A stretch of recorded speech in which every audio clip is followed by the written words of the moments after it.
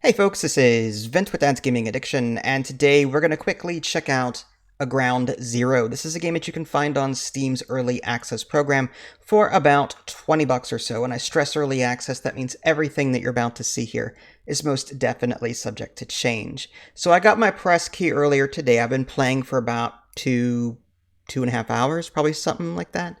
And I got sucked in. I'm a sucker for games like this. In this game, you just wake up in this pod, you're trapped underground, and you're trying to mine your way out. You will be building machines, you'll need to eat, you'll need power so that you can continue mining things out. And your goal is to find other survivors, and you can actually like recruit them and get them in your camp, underground camp, and put them to work at various machines.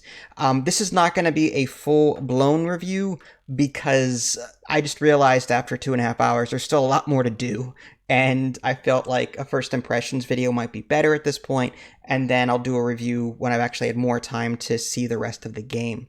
So there is multiplayer, however, it is not online multiplayer. It's via Steam's Remote Play. It's one of those shared split screen multiplayer deals. But hey, it's here if you want to check it out. Hopefully the developer adds some kind of online co-op in the future, but for right now there is that local co-op should you want to mess with that. Okay, I'm going to go ahead and just go ahead and load up my save. Yep, 2 hours and 20 minutes. It sounds about right. So, like I said, you kind of wake up in this pod. It's a survival game, and you're going to be building a base. Now, I kind of have everything all cramped here, but the reason for that is, like, you start in a very small environment. I dug out most of this, okay? So, like, this here and this, like, it was just this little area here. And I've systematically been trying to mine things out. You do start the game with one of these like drill guns, and you just click and hold. Now my gun is upgraded. You can craft these microchips, and then you can upgrade various aspects, which I'll show you in a little bit. But that's why I'm mining this relatively quickly. Typically, it'd be a lot slower than that.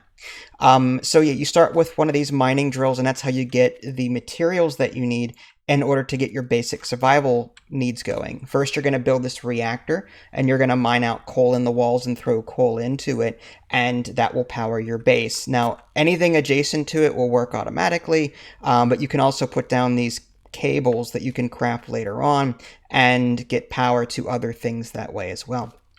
There's also this hydroponics that you get in the very beginning of the game. It just continuously crafts these tomatoes that you can eat. In the upper right-hand corner, you've got 3 different bars. There's your health in red, there's energy in yellow, and there's food in green. And there's an option in the options menu to auto-eat, which is what my character just did. So that's kind of cool. So he's just automatically eating the tomatoes and the like. You do have a flashlight. You can right mouse button while you have your drill up and running. You also start the game with an assembler. If you right click while you have it in your hand, you can't see it, but if you've got it equipped in your hand, you can right click. And this is like in Factorio, it's like your personal crafting station, and anything you craft here goes into your inventory. So, you know, there's a variety of things here that you can craft, ladders and cables and different things like that. Nutrient block, which you make out of coal somehow. Typically, you make diamonds out of coal, but, you know, I'm not going to question. I guess coal is nom nom nom good. And then there's an actual like larger constructor where you can craft a generator. There's a battery that you can put down, hydroponics, the factory, electronics lab, cryopods, and you will unlock these things over time. You only start with like 1 or 2 blueprints, but you find more blueprints along the way, and there's still more that I have not discovered yet. And there's a teleportal in this game, which I just discovered. I went to the other side briefly, but I'm not going to spoil it for you here. I'm going to let you guys discover that on your own. But yeah, so you're going to be building things that way. Eventually, you will get this tool that allows you to fill in blocks. Let's do it in the light so I can actually see what I'm doing. So let's say that was coal there and I dug that out, but oh, now it's an eyesore, right? Well, this tool, you just fill it right back in. You can right click and change the material type. You can also change into a ramp over here, but we're just going to do a solid block and fill that back in. That's great. By the way, great for getting rid of water. Yeah, I didn't realize it, but I flooded my base earlier. I dug out in this direction, didn't realize this was water, and then it flooded everything. Everything still worked, but like it was just an eyesore. So I started using the bucket to scoop up the blocks one at a time, and it was just taking too long. So I dug out everything kind of like in a line, and all the water around it sucked into the hole, and then I filled the trench back up and the water got overwritten. So it's a faster way of getting rid of water. Just dig out a trench and then refill it with the land, and that'll do it. This is my earlier attempts to get rid of all that water, like picking it up and putting it in here. Yeah, that was not a fun thing to do. So as you dig around, not only will you find resources, but you'll find these guys stuck in these pods. These are the survivors that you're trying to rescue. And whenever you get the ability to, you're going to build these bunkers. And when you build a bunker, you can wake up one of those people, and then you can put them to work. So that's part of my objective right now, off camera, is going to be waking these people up by building more bunkers and getting them assigned to various machines. There is a conveyor belt system, but I have not messed with that too much right now. It's been just because space is at a premium right now. I haven't really had room for conveyor belts, so that's a thing. So yeah, aside from like flooding my base accidentally, that's that's what I've been doing. Eventually you do get like this ore detector, which is kind of cool. Again, I don't want to spoil too much, but you can select something, left click, and if there's anything in range, let's try something more common. Ore, there we go. So there's a bunch of iron ore below me that I can get access to. And typically your basic miner that you start the game with doesn't allow you to drill the harder material up and down. So that's why you need these microchips. You eventually build this lab. This lady is giving me some kind of stink eye. But you can craft these upgrade chips. And by putting the resources on the top row here, it'll start crafting. Okay, all right, here, go. What are you doing? Bye. Okay. She started freaking out. But yeah, you put the resources here and it starts to craft. She needs to work there for that to happen. You can actually assign the people, and you can see like different people are good at different things. She's electronics and cooking is what she's good at, apparently. So there's that. And the microchips, whenever you craft them, they can either construct other main buildings. Like aside from this, there's an ore detector, which is what I kind of just showed you earlier, a laser gun, which is for defense. You can shoot. There are enemies in this game. Combat is super rudimentary. It's not really fleshed out very well, but there is a basic like combat thing to shoot them. But you can use your drill gun to kill the bats that pop out every now and again. Or you can open up my inventory and then right click. At least I have to put it in my bar first. Let's do that. And now hit 0 and then right click. Okay, so there's an upgrade system in play here as well. You can use your upgrade chip to upgrade your equipment. So your proto suit that you're wearing, you can upgrade your storage, your power generation, your inherent power generation, defense speed, your flashlight, item collect range, oxygen, and you can start upgrading that. And your laser drill, same thing. If you can't drill into an area yet because the materials are too hard or the ore is too hard, you can upgrade your drill strength, and you can get access to those areas. So I'm in the process of crafting a bunch of these so I can upgrade as much as I can for the equipment that I do have. So that's a thing as well. That's really cool. Eating in this game is just select the food, hold in right mouse button, or like I said, there's an auto eat feature as well. As far as power and the like, you need coal for that. I'll just throw a bunch of coal. Typically, I leave it. I only generate enough power to like fill up my energy. Like here's a battery. There's a battery around here somewhere. There's the battery.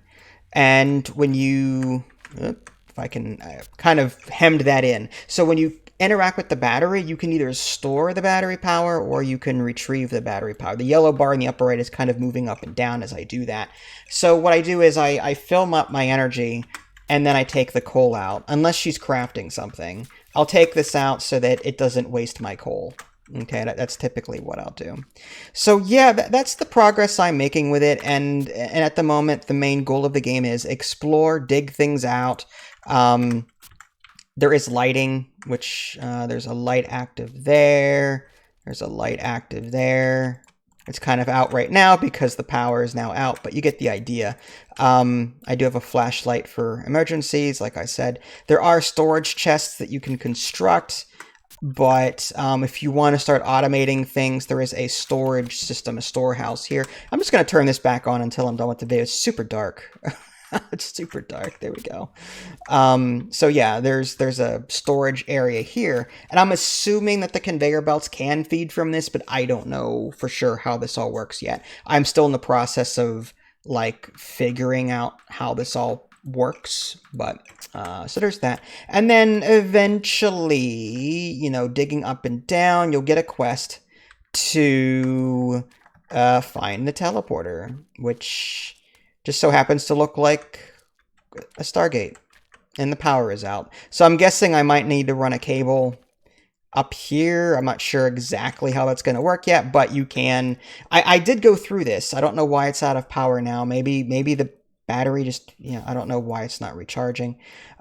You can also, these cryopods that you find, you can actually walk in, close it, and it staves your hunger for a while, and also regenerates your energy. So that's the thing. I may have to bring a cable up here, but yeah, you can actually use this teleporter and go to different areas. And that's what I just started to do when I'm like, okay, now's the time for first impressions. Speaking of which, first impressions, really good. I'm enjoying it. Like I said, the combat's a bit but everything else, like, I'm a sucker for these games. I'm a sucker for digging everything out and creating this base.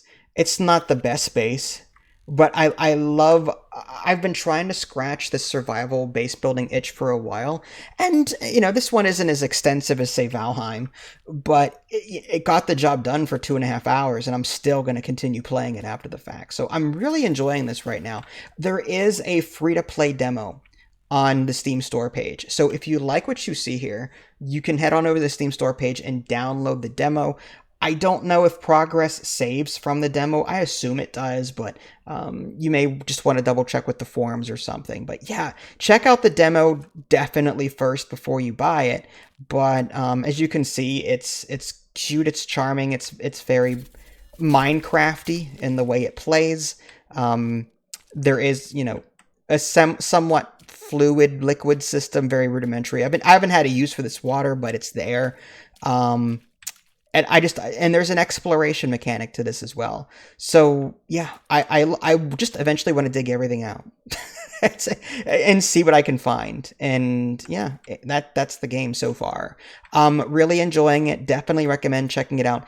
If you liked Outpath, which it's not Minecraft per se, but there is a lot of like resource collection and some base building. If you liked Outpath, then you'll probably like this one too. It's just a different setting and a different flow of how everything works out. But there you go. That was Aground 0. I will definitely be continuing to play this game. If you guys want to see me stream it, just let me know on Discord. And if there's enough demand, I'll absolutely do it. So there you go. That was Ground 0. This is Vince. Thanks for watching. I'll catch you all next time. Take care.